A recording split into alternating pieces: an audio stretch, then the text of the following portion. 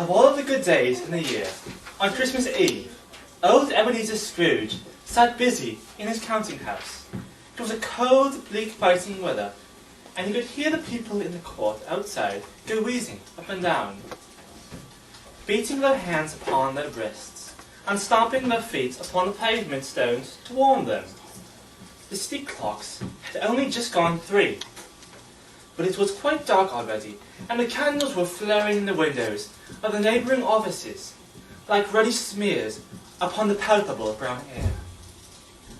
The door of Scrooge's counting house was open, that he might keep his eye upon his clerk, who in a dismal little cell beyond was copying letters.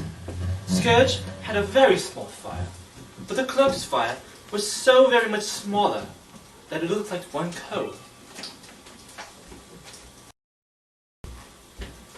Merry Christmas, Mrs. Scrooge. God save you. Bah, humbug. Christmas a humbug, Mr. Scrooge? You don't mean that, I'm sure. I do. Merry Christmas. What right you to be married? Married. What reason have you to be married? You're poor enough. Come then, what right have you to be dismal? What reason do you have to be morose? You're rich enough. Bah, humbug. Don't be cross, Mr. Scrooge. What else can I be when I live in such a world of fools as this? What a Christmas time to you, but a time for paying bills without money, a time for finding yourself a year older and not an hour richer. Much good may Christmas do you. Much good it has ever done to you. There are many things from which I may have derived good, by which I have not profited, I dare say, Christmas among the rest.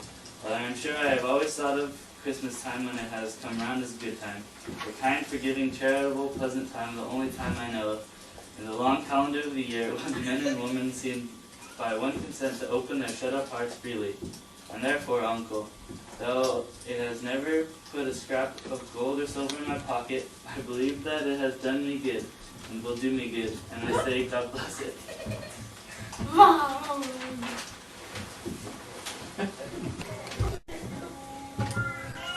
That evening, Ebenezer Scrooge took his melancholy dinner in his usual melancholy tavern, and having read all the newspapers and beguiled the rest of the evening with his banker's book, went home to bed. He lived in a gloomy suite of rooms, in a yard so dark that even Scrooge, who knew its every stone, was fain to grope with his hands. Scrooge made his way to bed and laid himself to rest for what he thought would be a peaceful night of sleep.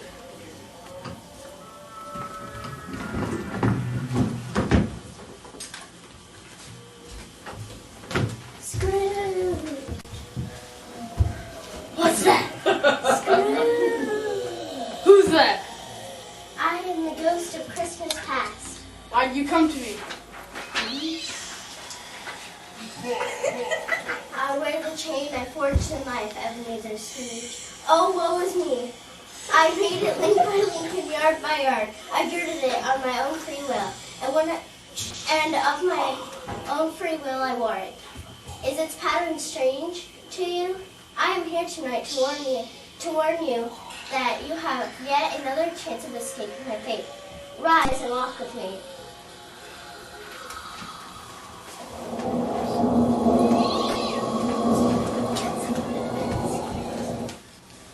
Do you remember this? Hey, that's me when I was a young boy. That's my boarding school.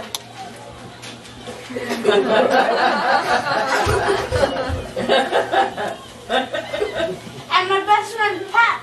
Hey, Pat, it's me, Ebenezer. These are shadows of the things that have been. They have no consciousness of us.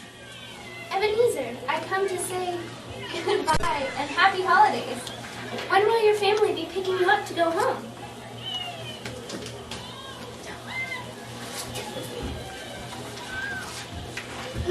They'll be here very soon. Yes, very soon. I can't wait to go home for Christmas. Goodbye and Merry Christmas. Same to you, Ebenezer. No one came to pick you up, Scrooge.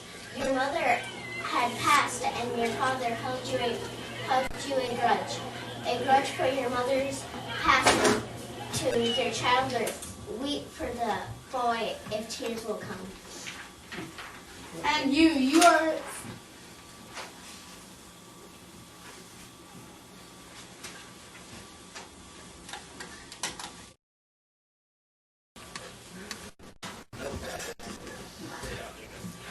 The ghost of Christmas past went on to remind Scrooge of the difficulties of his youth and how it shaped his present-day self.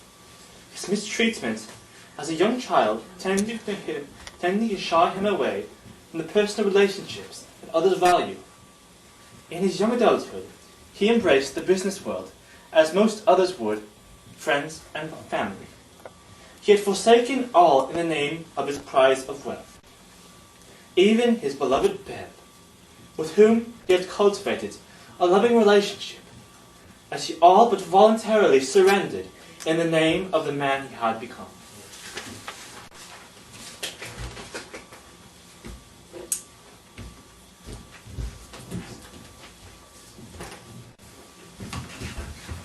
Wait.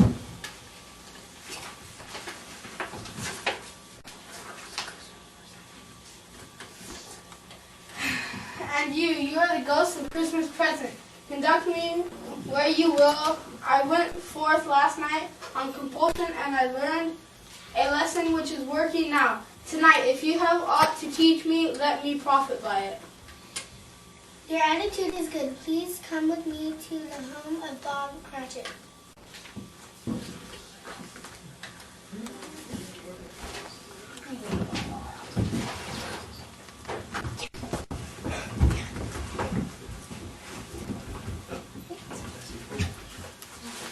A Merry Christmas to us all, my dears. God bless the Cratchit family. God bless us, everyone. Thank you, Tiny Tim. Spirit, tell me if Tiny Tim will live. I see a vacant seat in the poor chimney corner and a crutch without an order carefully served. If these shadows remain unaltered by the future, none other of my race will find him here. No! Oh no! Mr. Scrooge, I'll give you Mr. Scrooge, the founder of the feast. The founder of the feast indeed. I wish I had him here. I'd give him a piece of my mind to feast upon. And I hope he'd have it. Good appetite for it. My dear, the children, it's Christmas Day. It should be Christmas Day, I'm sure, on which one drinks to the health of such an odious, stingy, hard, unfeeling man as Mr. Scrooge. You know he is, Robert. Nobody knows it better than you do, poor fellow. I'll drink his health for your sake and for the day's, not for his. Long life to him. A Merry Christmas and a Happy New Year. He'll be very happy and very merry. I have no doubt.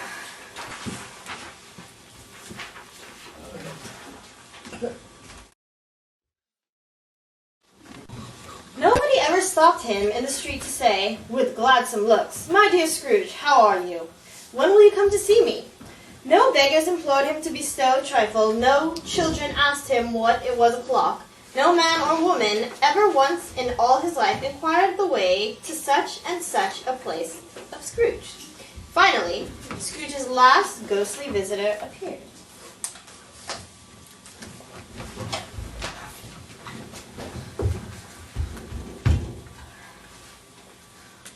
Am I in the presence of the ghost of the Christmas yet to come?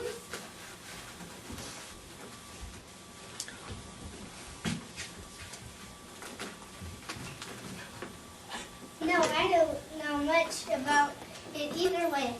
I only know he's dead. When did he die? Last night, I believe. Why? What was the matter with him? I thought he'd never die.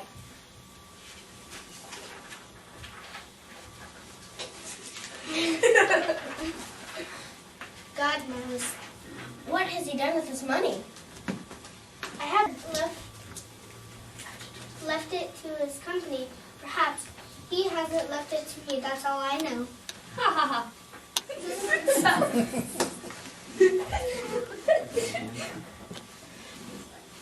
It's likely to be a very cheap funeral, for upon my life I don't know of anybody to go to it. Suppose we make up a party and volunteer. I don't mind going if a lunch is provided, but I must be fed.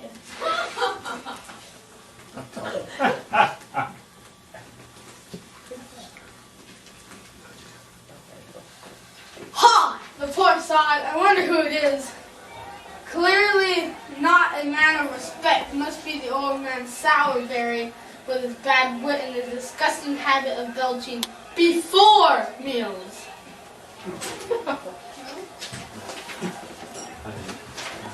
Oh, I know. It's Oliver Wartbum, the undertaker with a gloomy disposition and hatred of children.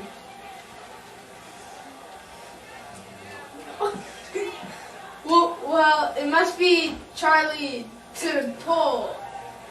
Of course, because no!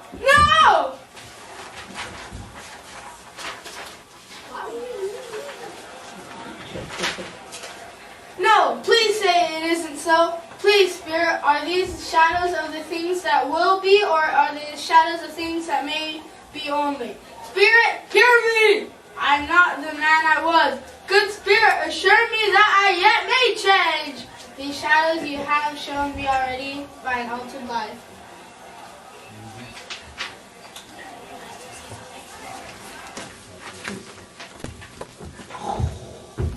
And so, the last of the three spirits parted ways, with Scrooge, leaving him alone with his thoughts. He passed the remains of the night, not knowing if he had been awake or dreaming, but knowing that he would change his life so as not to risk the fate shown by the ghost of Christmases yet to come.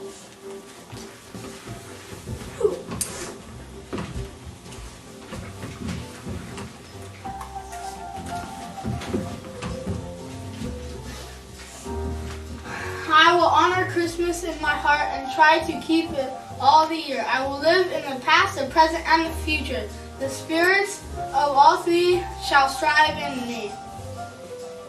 I will not shut out the lessons that teach me. Oh, tell me I may sponge away all that I have shown. I will live in the past, the present, and the future. The spirits of all three shall strive within me. Heaven and the Christmas. Time be praised for this. I am here. The shadows of things that would have been dispelled. They will be. I know they will. I don't know what to do. I am as light as a feather, as happy as an angel, and merry as a schoolboy, as giddy as a drunken man. A Merry Christmas to everybody. A Happy New Year to all the world. Ooh, what's today, young ladies? Today, why Christmas Day? Yes, of course. It's Christmas Day. I haven't missed it. Do you know the poulterer around the corner? I should hope it did. An intelligent girl. A remarkable girl. Do you know whether they've sold the prize turkey that was hanging up? Not the little prize turkey, the big one. What, the one as big as me? What a delightful girl. It's a pleasure to talk to her. Yes, my young dear. It's hanging there now. Is it? Here, 10 shillings. Go and find him and tell him to send to Bob Cratchit's.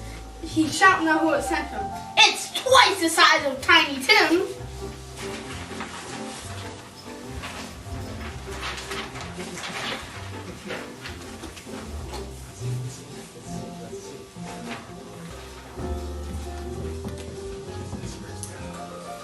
Scrooge was better than his word. He did it all, and infinitely more.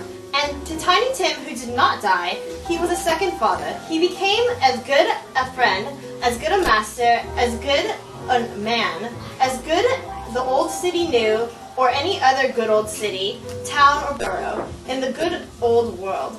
Some people laughed to see the alteration in him, but he let them laugh, and little heeded them, for he was wise enough to know that nothing ever happened on this globe for good, at which some people did not have their fill of laughter in the outset, and knowing that such as these would be blind anyway, he thought it quite well as that they should wrinkle up their eyes and grins, as have the malady in less attractive forms his own heart laughed, and that was quite enough for him. He had no further interchange with the spirits, but lived upon the total abstinence principle, even afterwards, and it was always said of him that he knew how to keep Christmas well, and any man alive possessed the knowledge. May that be truly said of us and all of us. And so, as Tiny Tim observed, God bless us, everyone.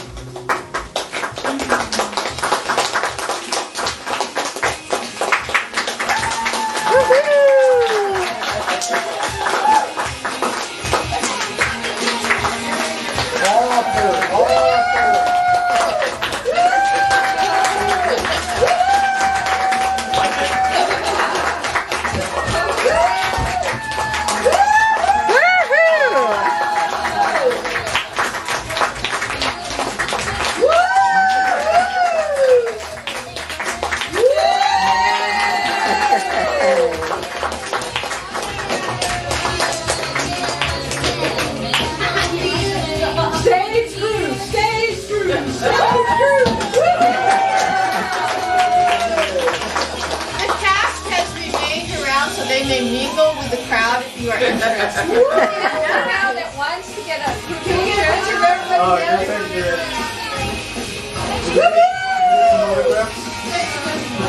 What happened to that guy with the mustache? The cute one over here.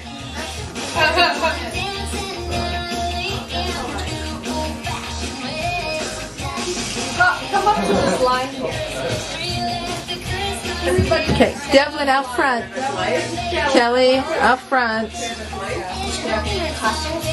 That's right. Okay, someone have to get me a picture. I can't get everybody. 1, 2, 3. Very nice job.